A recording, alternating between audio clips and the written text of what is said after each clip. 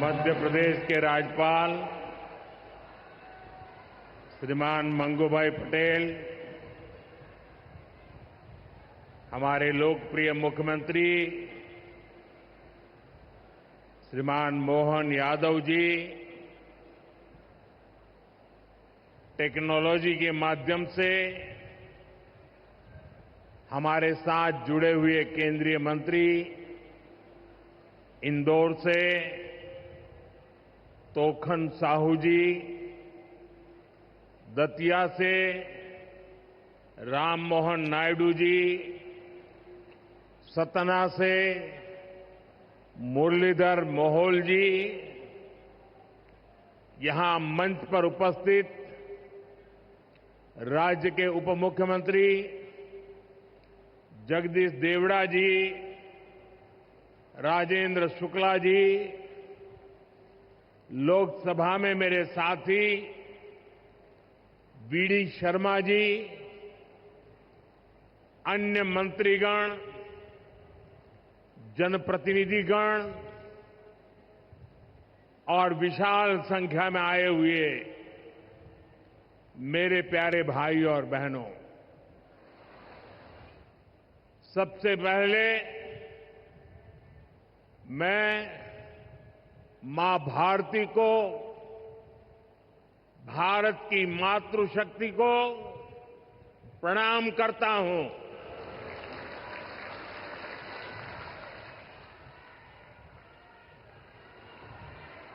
आज यहां इतनी बड़ी संख्या में माताएं, बहनें, बेटियां हमें आशीर्वाद देने आई हैं। मैं आप सभी बहनों के दर्शन पाकर धन्य हो गया हूं।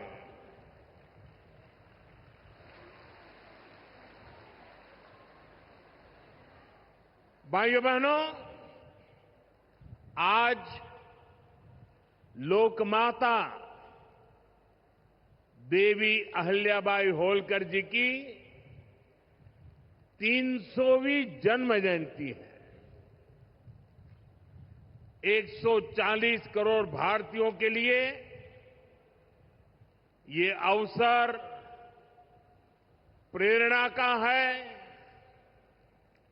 राष्ट्र निर्माण के लिए हो रहे भगीरथ प्रयासों में अपना योगदान देने का है। देवी अहिल्याबाई कहती थी कि शासन का सही अर्थ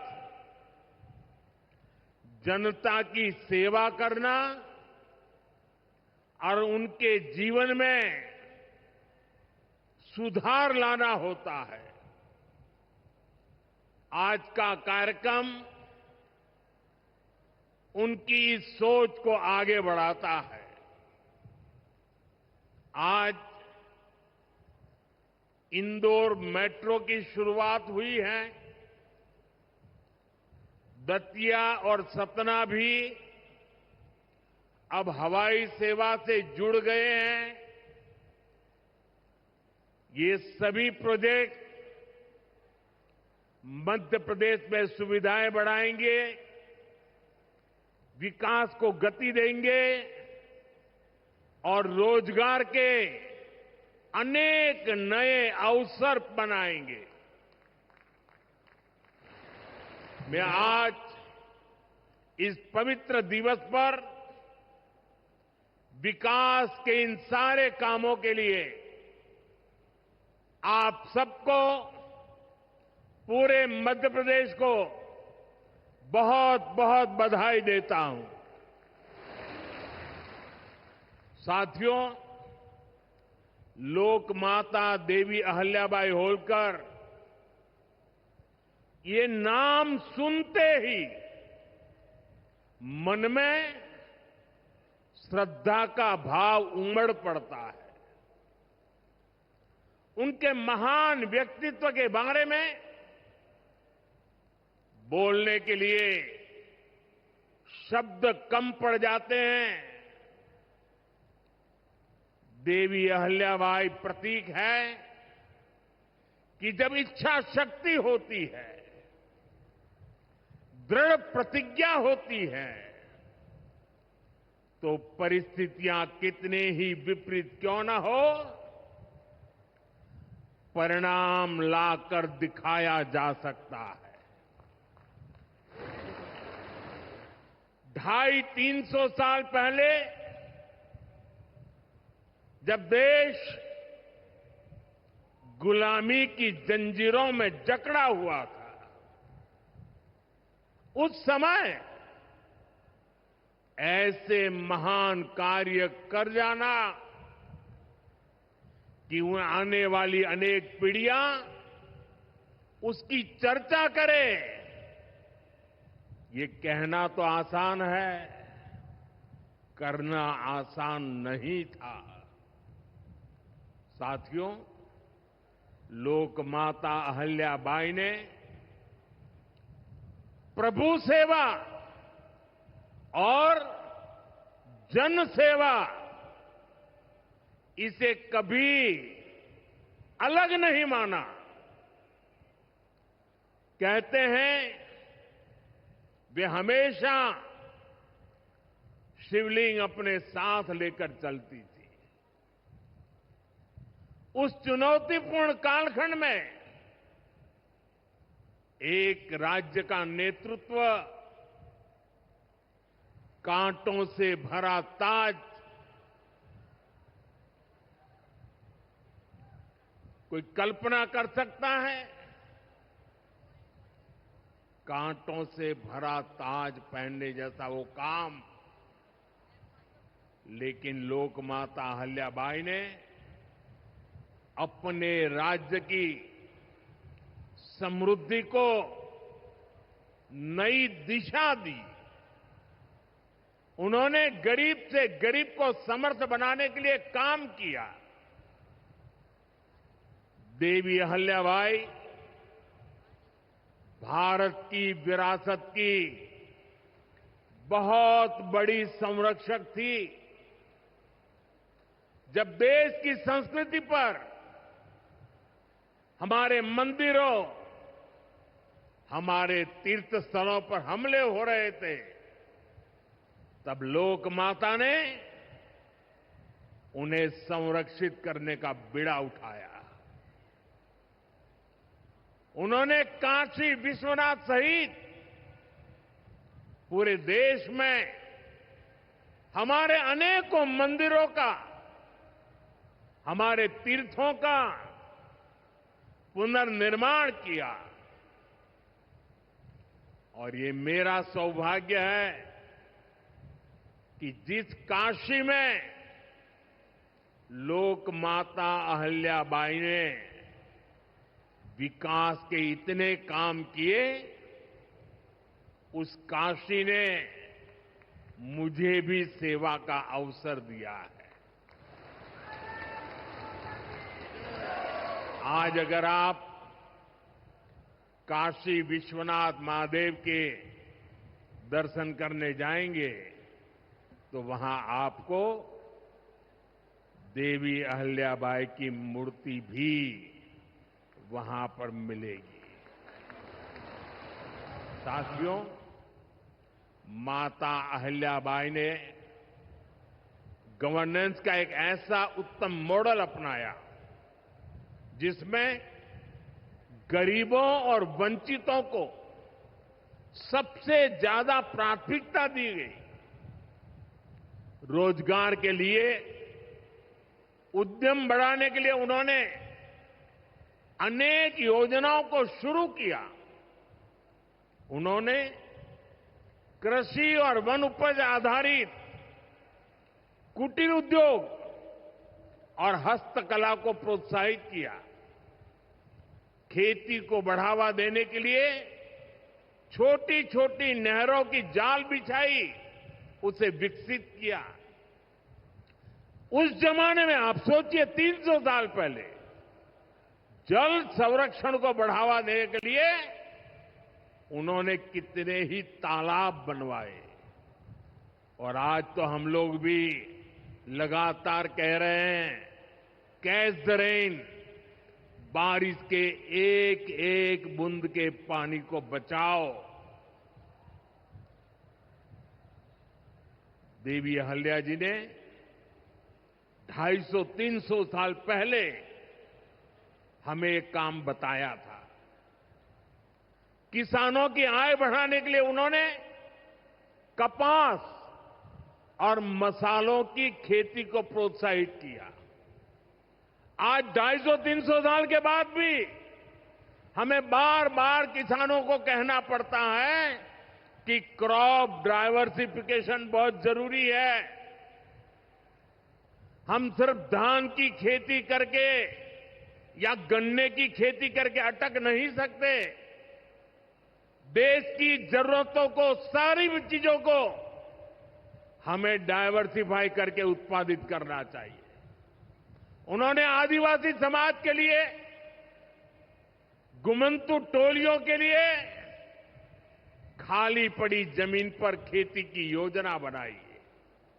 ये मेरा सौभाग्य है कि मुझे एक आदिवासी बेटी, आज जो भारत के राष्ट्रपति पद पर विराजमान है, उनके मार्गदर्शन में मेरे आदिवासी भाई बहनों की सेवा करने का मौका मिला है। देवी अहल्या ने विश्व प्रसिद्ध माहेश्वरी साड़ी के लिए नए उद्योग लगाए। और बहुत कम लोगों को पता होगा कि देवी अहल्या जी हुनर की पारखी थी।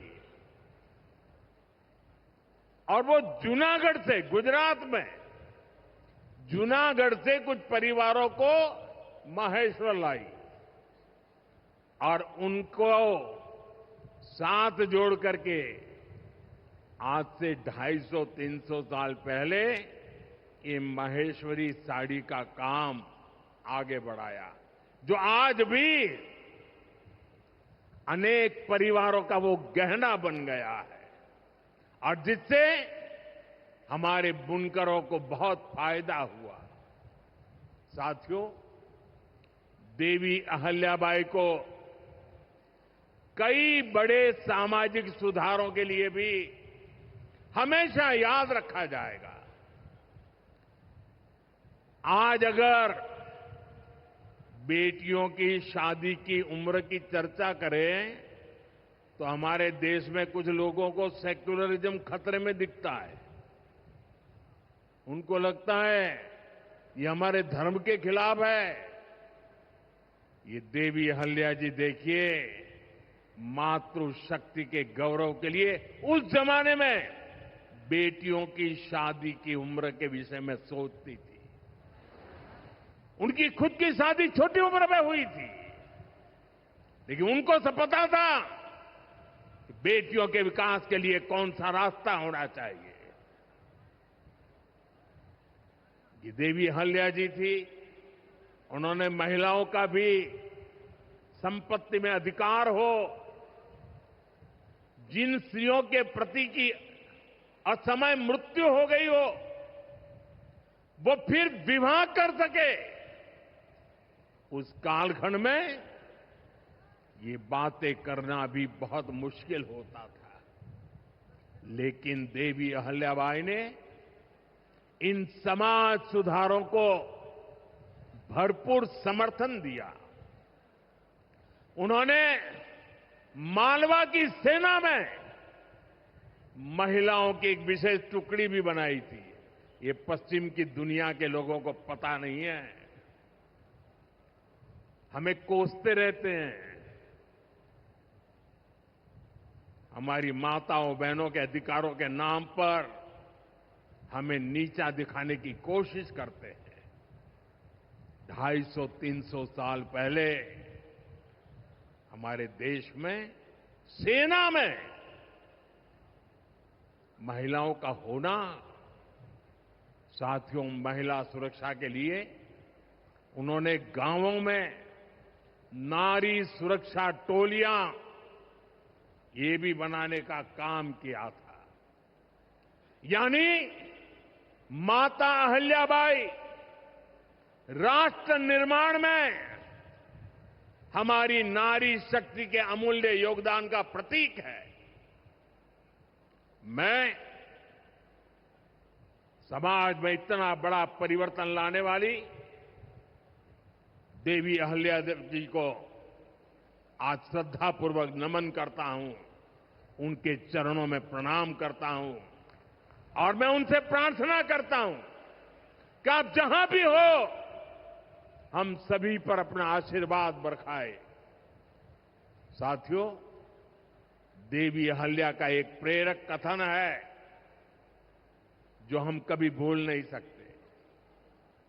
और उस कथन का अगर मोटे मोटे शब्दों में मैं कहूं तो उसका भाव यही था कि जो कुछ भी हमें मिला है वो जनता द्वारा दिया ऋण है, जिसे हमें चुकाना है। आज हमारी सरकार लोकमाता अहिल्याबाई के इन्हीं मूल्यों पर चलते हुए काम कर रही है। नागरिक देवो भव, ये आज गवर्नेंस का मंत्र है।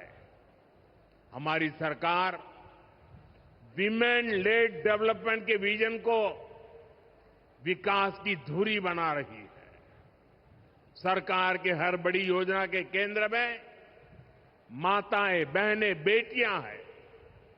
आप भी जानती हैं, गरीबों के लिए 4 करोड़ घर बनाए जा चुके हैं और इनमें से अधिकतर घर हमारी माताओं बहनों के नाम पर है। अब मालिकाना हक मेरी माताओं बहनों को दिया है। इनमें से ज्यादातर महिलाएं ऐसी हैं जिनके नाम पहली बार कोई संपत्ति दर्ज हुई है। यानी देश की करोड़ों बहनें पहली बार घर की मालकिन बनी है। साथियों, आज सरकार हर घर तक नल से जल पहुंचा रही है ताकि हमारी माताओं बहनों को असुविधा ना हो, बेटियां अपनी पढ़ाई में ध्यान दे सके। करोड़ों बहनों के पास पहले बिजली, एलपीजी गैस और टॉयलेट जैसी सुविधाएं भी नहीं थी। ये सुविधाएं भी हमारी सरकार ने पहुंचाई। और ये सिर्फ सुविधाएं नहीं है, ये माताओं बहनों के सम्मान का हमारी तरफ से एक नम्र प्रयास है। इससे गांव की गरीब परिवारों की माताओं बहनों के जीवन से अनेक मुश्किलें कम हुई है। साथियों, पहले माताएं बहनें अपनी बीमारियां छुपाने पर मजबूर थी। गर्भावस्था के दौरान अस्पताल जाने से बचती थी। उनको लगता था कि इससे परिवार पर बोझ पड़ेगा और इसलिए वो दर्द सहती थी, लेकिन परिवार में किसी को बताती नहीं थी। आयुष्मान भारत योजना ने उनकी इस चिंता को भी खत्म किया है। अब वो भी अस्पताल में 5 लाख रुपए तक का मुफ्त इलाज करा सकती है। साथियों, महिलाओं के लिए पढ़ाई और दवाई के साथ ही जो बहुत जरूरी चीज है वो कमाई भी है। जब महिला की अपनी आय होती है तो घर में उसका स्वाभिमान और बढ़ जाता है, घर के निर्णयों में उसकी सहभागिता और बढ़ जाती है। बीते 11 वर्षों में हमारी सरकार ने देश की महिलाओं को आर्थिक रूप से सशक्त करने के लिए निरंतर काम किया है।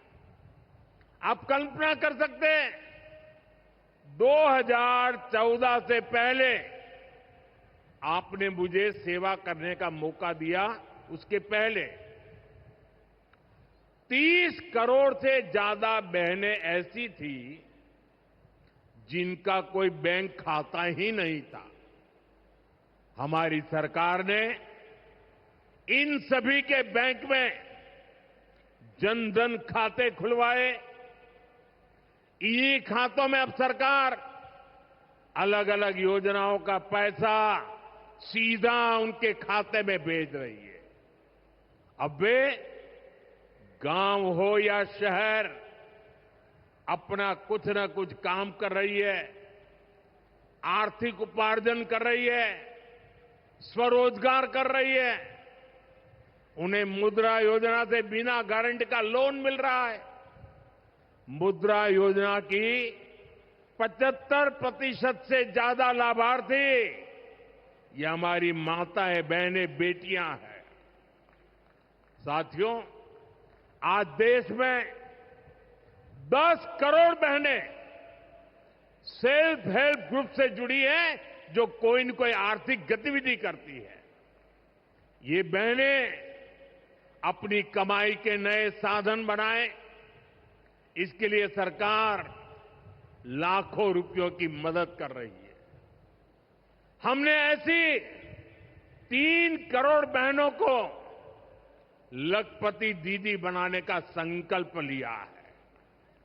मुझे संतोष है कि अब तक 1.5 करोड़ से ज्यादा बहनें लखपति दीदी बन भी चुकी है। अब गांव-गांव में बैंक सखियां लोगों को बैंकिंग से जोड़ रही है। सरकार ने बीमा सखियां बनाने का अभियान भी शुरू किया है। हमारी बहनें, बेटियां अब देश को बीमा की सुरक्षा देने में बहुत बड़ी भूमिका निभा रही हैं। साथियों, एक समय था जब नई टेक्नोलॉजी आती थी तो उससे महिलाओं को दूर रखा जाता था। हमारा देश आज उस दौर को भी पीछे छोड़ रहा है। आज सरकार का प्रयास है कि आधुनिक टेक्नोलॉजी में भी हमारी बहनें, हमारी बेटियां आगे बढ़कर के नेतृत्व दें। अब जैसे आज खेती में ड्रोन क्रांति आ रही है, इसको हमारी गांव की बहनें ही नेतृत्व दे रही है। नमो ड्रोन दीदी अभियान से गांव की बहनों का हौसला बढ़ रहा है, उनकी कमाई बढ़ रही है और गांव में उनकी एक नई पहचान बन रही है। साथियों, आज बहुत बड़ी संख्या में हमारी बेटियां वैज्ञानिक बन रही है, डॉक्टर, इंजीनियर और पायलट बन रही है। हमारे यहां साइंस और मैथ्स पढ़ने वाली बेटियों की संख्या लगातार बढ़ रही है। आज जितने भी हमारे बड़े स्पेस मिशन हैं, उनमें बड़ी संख्या में वैज्ञानिक के नाते हमारी माताएं, बहनें, बेटियां काम कर रही है। चंद्रयान 3 मिशन पूरा देश गौरव कर रहा है। चंद्रयान 3 मिशन में तो 100 से अधिक महिला वैज्ञानिक और महिला इंजीनियर शामिल थी। ऐसे ही जमाना स्टार्टअप का है। स्टार्टअप के क्षेत्र में भी हमारी बेटियां अद्भुत काम कर रही है। देश में लगभग 45% स्टार्टअप की, उसमें कम से कम एक डायरेक्टर कोई न कोई हमारी बहन है, कोई न कोई हमारी बेटी है, महिला है। और यह संख्या लगातार बढ़ रही है। साथियों, हमारा प्रयास है कि नीति निर्माण में बेटियों की भागीदारी लगातार बढ़े। बीते 1 दशक में इसके लिए एक के बाद एक अनेक कदम उठाए गए हैं। हमारी सरकार में पहली बार पूर्णकालिक महिला रक्षा मंत्री बनी। पहली बार देश की वित्त मंत्री एक महिला बनी। पंचायत से लेकर पार्लियामेंट तक महिलाओं की संख्या लगातार बढ़ रही है। इस बार 75 सांसद महिलाएं हैं, लेकिन हमारा प्रयास है कि ये भागीदारी और बढ़े। नारी शक्ति वंदन अधिनियम के पीछे भी यही भावना है। सालों तक इस कानून को रोका गया, लेकिन हमारी सरकार ने इसे पारित करके दिखाया। अब संसद और विधानसभाओं में महिला आरक्षण पक्का हो गया है। कहने का अर्थ ये है कि भाजपा सरकार बहनों बेटियों को हर स्तर पर, हर क्षेत्र में सशक्त कर रही है। साथियों, भारत संस्कृति और संस्कारों का देश है और सिंदूर ये हमारी परंपरा में नारी शक्ति का प्रतीक है। राम भक्ति में रंगे हनुमान जी भी सिंदूर को ही धारण किए हुए हैं। शक्ति पूजा में हम सिंदूर का अर्पण करते हैं और यही सिंदूर अब भारत के शौर्य का प्रतीक बना है।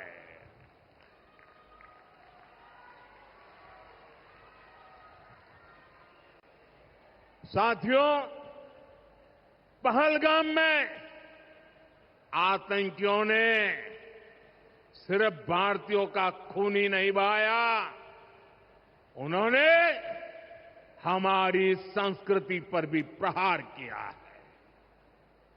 उन्होंने हमारे समाज को बांटने की कोशिश की है और सबसे बड़ी बात, आतंकवादियों ने भारत की नारी शक्ति को चुनौती दी है।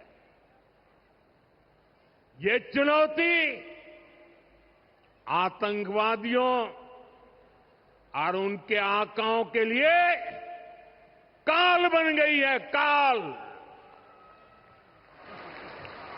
ऑपरेशन सिंदूर आतंकवादियों के खिलाफ भारत के इतिहास का सबसे बड़ा और सफल ऑपरेशन है। जहां पाकिस्तान की सेना ने सोचा तक नहीं था, वहां आतंकी ठिकानों को हमारी सेना ने मिट्टी में मिला दिया। सैकड़ों किलोमीटर अंदर घुस करके मिट्टी में मिला दिया। ऑपरेशन सिंदूर ने डंके की चोट पर कह दिया है कि आतंकवादियों के जरिए छद्म युद्ध, प्रॉक्सी वॉर नहीं चलेगा। अब घर में घुसकर भी मारेंगे और जो आतंकियों की मदद करेगा उसको भी इसकी भारी कीमत चुकानी पड़ेगी।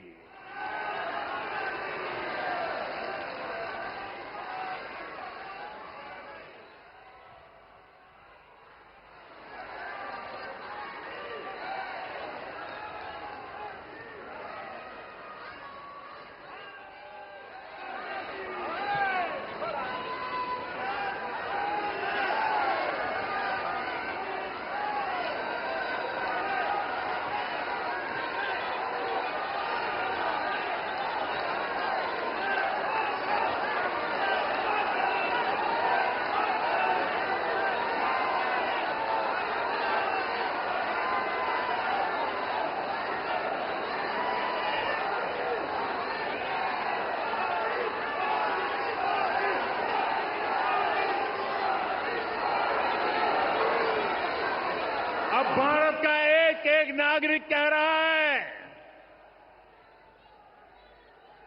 140 करोड़ देशवासियों का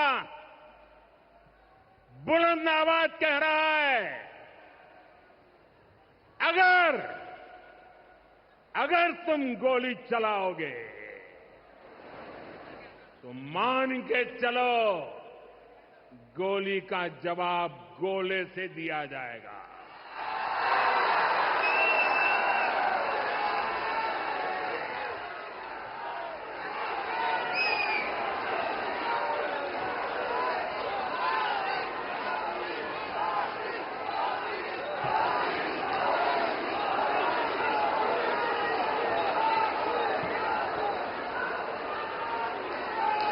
साथियों, ऑपरेशन सिंदूर हमारी नारी शक्ति के सामर्थ्य का भी प्रतीक बना है। हम सभी जानते हैं कि बीएसएफ का इस ऑपरेशन में कितना बड़ा रोल रहा है। जम्मू से लेकर पंजाब, राजस्थान और गुजरात की सीमा तक बड़ी संख्या में बीएसएफ की हमारी बेटियां मोर्चे पर रही थी, मोर्चा संभाल रही थी। उन्होंने सीमा पार से होने वाली फायरिंग का मुंह तोड़ जवाब दिया। कमांड एंड कंट्रोल सेंटर से लेकर दुश्मनों की पोस्टों को ध्वस्त करने तक बीएसएफ की वीर बेटियों ने अद्भुत शौर्य दिखाया है। साथियों, आज दुनिया राष्ट्र रक्षा में भारत की बेटियों का सामर्थ्य देख रही है। इसके लिए भी बीते दशक में सरकार ने अनेक कदम उठाए हैं। स्कूल से लेकर युद्ध के मैदान तक आज देश अपनी बेटियों के शौर्य पर अभूतपूर्व भरोसा कर रहा है। हमारी सेना ने पहली बार सैनिक स्कूलों के दरवाजे बेटियों के लिए खोले हैं। 2014 से पहले एनसीसी में सिर्फ 25% कैडेट्स ही बेटियां होती थी। आज उनकी संख्या 50% की तरफ आगे बढ़ रही है। कल के दिन देश में एक और नया इतिहास बना है। आज अखबार में देखा होगा आपने, नेशनल डिफेंस एकेडमी यानी एनडीए से महिला कैडेट्स का पहला बैच पास आउट हुआ है। आज सेना, नौसेना और वायुसेना में बेटियां अग्रिम मोर्चे पर तैनात हो रही है। आज फाइटर प्लेन से लेकर आईएनएस विक्रांत युद्धपोत तक विमेन ऑफिसर्स अपनी जांबाजी दिखा रही है। साथियों, हमारी नौसेना की वीर बेटियों के साहस का ताजा उदाहरण भी देश के सामने है। आपको मैं नाविका सागर परिक्रमा के बारे में बताना चाहता हूं। नेवी की 2 वीर बेटियों ने करीब 250 दिन की समुद्री यात्रा पूरी की है। धरती का चक्कर लगाया है। हजारों किलोमीटर की ये यात्रा उन्होंने ऐसी नाव से की जो मोटर से नहीं बल्कि हवा से चलती है। सोचिए, 250 दिन समंदर में, इतने दिनों तक समंदर में रहना कई कई हफ्ते तक जमीन के दर्शन तक नहीं होना और ऊपर से समंदर का तूफान कितना तेज होता है मुझे पता है। खराब मौसम, भयानक तूफान, उन्होंने 2 बेटियां, उन्होंने हर मुसीबत को हराया है। ये दिखाता है कि चुनौती कितनी भी बड़ी हो, भारत की बेटियां उस पर विजय पा सकती है। साथियों, नक्सलियों के खिलाफ ऑपरेशन हो या फिर सीमा पार का आतंक हो, आज हमारी बेटियां भारत की सुरक्षा की ढाल बन रही है। मैं आज देवी अहल्या की इस पवित्र भूमि से देश की नारी शक्ति को फिर से सैल्यूट करता हूं। साथियों, देवी अहल्या ने अपने शासनकाल में विकास के कार्यों के साथ साथ विरासत को भी सहेजा। आज का भारत भी विकास और विरासत दोनों को साथ लेकर चल रहा है। आधुनिक इंफ्रास्ट्रक्चर के निर्माण को देश कैसे गति दे रहे हैं, आज का कार्यक्रम इसका उदाहरण है। आज मध्य प्रदेश को पहली मेट्रो सुविधा मिली है। इंदौर पहले ही स्वच्छता के लिए दुनिया में अपनी पहचान बना चुका है। अब इंदौर की पहचान उसकी मेट्रो से भी होने जा रही है। यहां भोपाल में भी मेट्रो का काम तेजी से चल रहा है। मध्य प्रदेश में रेलवे के क्षेत्र में व्यापक काम हो रहा है। कुछ दिन पहले ही केंद्र सरकार ने रतलाम नागदा रूट को 4 लाइनों में बदलने के लिए स्वीकृति दे दी है। इससे इस क्षेत्र में और ज्यादा ट्रेनें चल पाएगी, भीड़भाड़ कम होगी। केंद्र सरकार ने इंदौर मनमाड़ रेल परियोजना को भी मंजूरी दे दी है। साथियों, आज मध्य प्रदेश के दतिया और सतना भी हवाई यात्रा के नेटवर्क से जुड़ गए हैं। इन दोनों हवाई अड्डों से बुंदेलखंड और विंध्य क्षेत्र में एयर कनेक्टिविटी बेहतर होगी। अब मां पीतांबरा, मां शारदा देवी और पवित्र चित्रकूट धाम के दर्शन करना और सुलभ हो जाएगा। साथियों, आज भारत इतिहास के उस मोड़ पर है जहां हमें अपनी सुरक्षा, अपने सामर्थ्य और अपनी संस्कृति हर स्तर पर काम करना है। हमें अपना परिश्रम बढ़ाना है। इसमें हमारी मातृशक्ति, हमारी माताओं, बहनों, बेटियों की भूमिका बहुत बड़ी है। हमारे सामने लोक माता देवी अहल्याबाई जी की प्रेरणा है। रानी लक्ष्मीबाई, रानी दुर्गावती, रानी कमलापति, अवंतीबाई लोधी, कित्तूर की रानी चेन्नम्मा, रानी गाडिल्यो, वेलु नाचियार, सावित्रीबाई फुले, ऐसे हर नाम हमें गौरव से भर देते हैं। लोक माता अहल्याबाई की ये 300वीं जन्म जयंती हमें निरंतर प्रेरित करती रहे। आने वाली सदियों के लिए हम एक सशक्त भारत की नींव मजबूत करें।